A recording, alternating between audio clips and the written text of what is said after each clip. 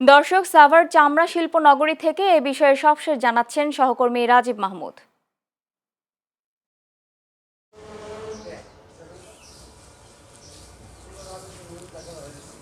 ধন্যবাদ প্রিয়াঙ্কা আপনাকে। আমি এখন রয়েছি সাভার চামড়া শিল্পনগরী ট্যানারিতে। আমরা সকাল থেকেই ট্যানারির বিভিন্ন কারখানাতে ঘুরেছি। আমরা দেখতে পেয়েছি শ্রমিকরা কিন্তু এখনও চামড়া সংরক্ষণে ব্যস্ত সময় পার করছেন।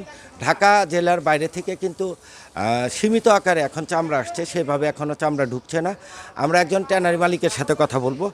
যে আমরা তো নানান অভিযোগ শুনতে পেয়েছি, আপনারা মৌসুমি ব্যবসায়ীদের কাছ থেকে সঠিক দামে চামড়া কিনেন নেই, এটা আসলে কি বলবেন? কথাটা সঠিক নয়।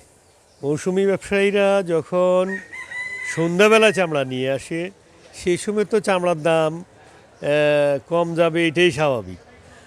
সঠিক সময় যারা নিয়ে আসছেন ওনারা সঠিক দামে পেয়েছে। ধন্যবাদ আপনাকে। আমি আপনাকে আরেকটি তথ্য জানিয়ে রাখি, আমরা বিসিক কর্মকর্তাদের সাথে কথা বলেছি। তারা কিন্তু আমাদেরকে জানিয়েছেন যে আজ ঈদের পঞ্চম দিন, এ পর্যন্ত কিন্তু 5,50,000 চামড়া ট্যানারিতে প্রবেশ করেছেন এবং ঢাকা জেলার বাইরে যে চামড়াগুলো রয়েছে সেগুলো কিন্তু 2-1 দিনের মধ্যেই ট্যানারিতে প্রবেশ করা শুরু করবে।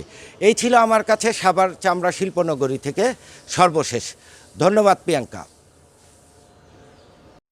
ধন্যবাদ রাজীব।